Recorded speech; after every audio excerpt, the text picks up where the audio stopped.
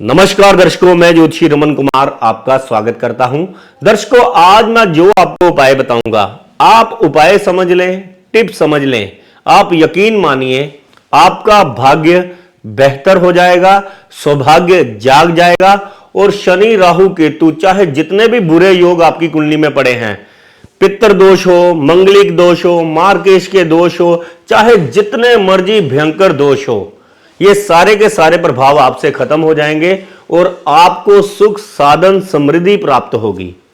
आज हम बात करते हैं, अगर राहु केतु और शनि आपको बहुत ही ज्यादा परेशान कर रहे हैं तो आपने कौन से उपाय करने हैं और कौन सी ऐसी चीजें हैं जो अवॉइड करनी है, नहीं तो राहु और शनि आपके बहुत ही बुरे प्रभाव देंगे।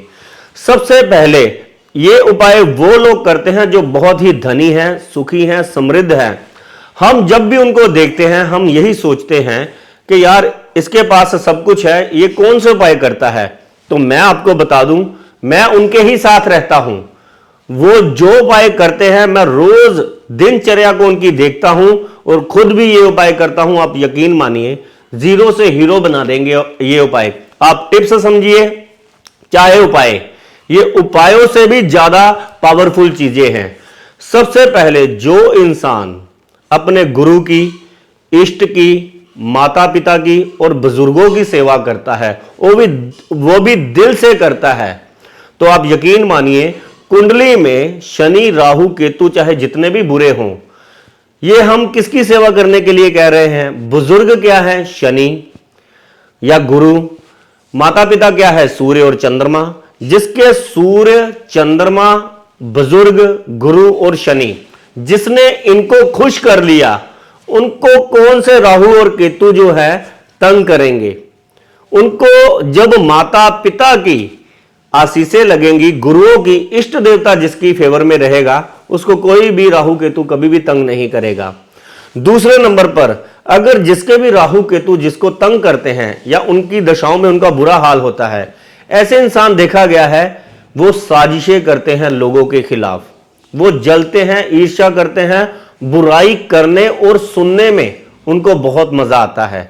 जो राहु वाले इंसान होते हैं, ऐसे इंसान किसी ना किसी का बुरा करने की साजिशें करते हैं। जैसे मान लीजिए आपके एरिया में किसी का रिश्ता आया अच्छे घर से, उसने होने नहीं देना, या दूसरों के प्रति उसने कोई ना कोई अफवाहें उड़ाते रहना, जिसका राहु बहुत ही ज्यादा बुरा होता है और जिसका बहुत ही ज्यादा बुरा करना होता है जिंदगी में, ऐसे इंसान को अभिमानी बना देता है, उसके अंदर वाणी दोष पैदा कर देता है।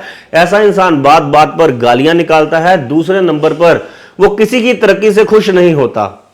ऐसा इंसान आस पड़ोस में, ऐसा इंसान सबकी आंखों में खटकता है। उसका कारण होता है उसकी वाणी और उसके द्वारा की गई हरकतें, जो कि ऐसा इंसान सोचता है कि मेरी हरकतों को कोई नोटिस नहीं कर रहा, सारी दुनिया उसकी हरकतों को नोटिस कर रही होती है।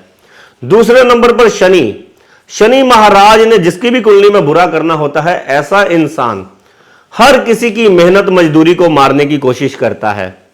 आपने बहुत सारे ऐसे लोग देखे होंगे, पैसा किसी सेवक का जितना बना, जैसे मान लीजिए आप रास्ते से आए रिक्शा पे, हर किसी के साथ बार्गेनिंग करना, पता भी है कि मार्केट में ये रेट चल रहा है तो उससे कम करवाने की कोशिश करना, यह भी शोषण में गिना जाता है। जो किसी की मार्केट में जो भी रेट चल रहा है उससे मेहनत मजदूरी अपनी चालाकी से उस भोले भाले इंसान को ठगता है या कम देता है, वो उस वक्त तो ये समझता है कि मैं बहुत चालाक हूं, लेकिन शनिदेव की किताब में उसका ये गुनाह लिखा जाता है और अंत में उसके हाथ में 10-20 रुपए के पीछे जन्मों जन्मों की गरीबी आती है।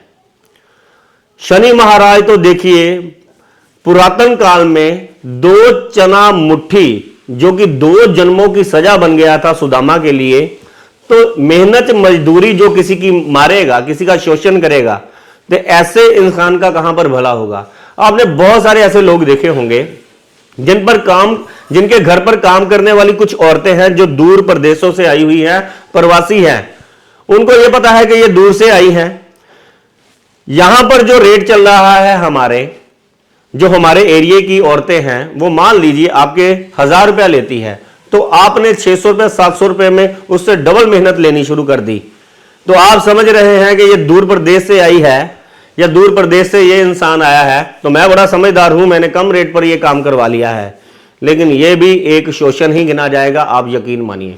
अगर इन्हीं को आप खुश करते हैं, 10, 20, 50, 100 रुपया ज्यादा देते हैं और इनकी दुआएं लेते हैं, तो शनि देव की वही कलम आपकी सौभाग्य में वृद्धि कर देगी।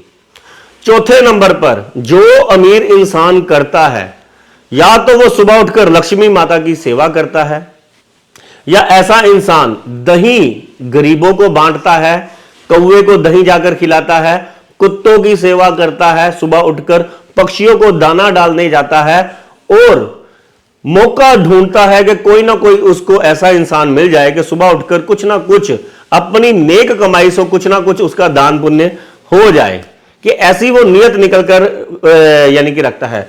जो भी आप सुखी और समृद्ध इंसान देखेंगे, उसके अंदर शुक्र को खुश करने के कुछ वो ऑटोमेटिकली ही उपाय करता है। जैसे वो स्वच्छता को बहुत ज्यादा यानी कि वो लाइक करता होगा, ऐसा इंसान स्वच्छ बहुत रहता होगा, साफ सुथरा, सुबह उठकर नहाएगा, बहुत बढ़िया क्वालिटी का डिओड्रेंट और बहुत सुंदर से कपड़े टिच बनकर रहेगा, फिर सुबह उठकर वो दही खाकर, जो कि अगेन शुक्र का ही उपाय है, दही खाकर अपने काम पर जाएगा, अपनी वाइफ से हंसते चेहरे को देखता वो जाएगा और हंसते ही खिड़ते वो अपनी वाइफ के लिए कोई ना कोई रात को शाम को खाने पीने के लिए कोई चीज लेकर आएगा।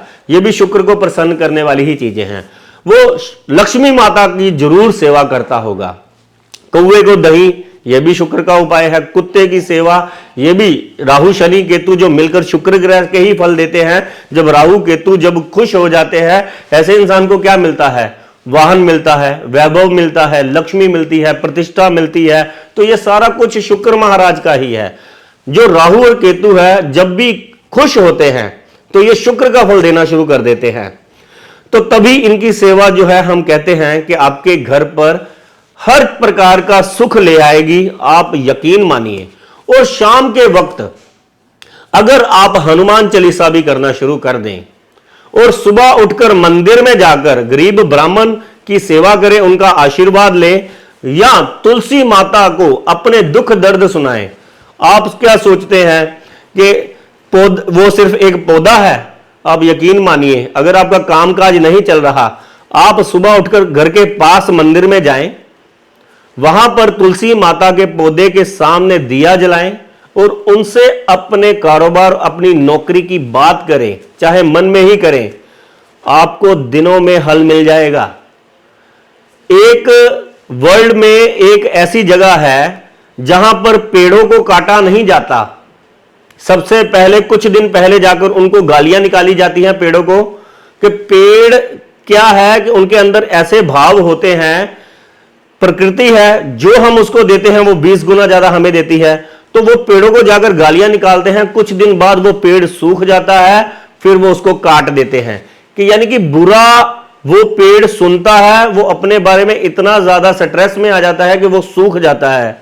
ऐसे ही आप ये सोचते हैं कि प्रकृति, ये पेड़ पौधे ही हैं, जबकि ये सांस जो जीवन से लेकर अंत तक जो हमें काम आती है प्रकृति। आजकल जैसे प्रदूषण बहुत बढ़ गया है, मेरी बातें थोड़ी सी आगे चल जाएंगी, मैं यहीं पर ही ये एपिसोड ये थोड़ा सा रोक लेता हूं। आगे मैं आपको बताऊंगा कि किस्मत के पौधे नाम का एक एपिसोड बनाऊंगा कि कौन से पौधे आपको अपने घर पर रखने चाहिए जो आपकी किस्मत को खोल देंगे। अगर आपके घर पर जगह नहीं है तो पार्क में अपनी जिंदगी में एक बार ये पौधे जरूर लगाएं और उनकी ये सेवा जरूर करें। चाहे ये सोच के करें कि जब भी अंत होगा, जो लकड़ियां मेरे ऊपर यानी कि लोग लाकर रखेंगे, जिस लकड़ियों के साथ मेरा संस्कार होगा, कि वो लकड़ियां जो ऋण है, वही हम जो है उस ऋण को उतारने के लिए, उस ऋण के लिए जो ऋण दोष ना लगे प्रकृति का, हम पौधे लगाने शुरू कर दें।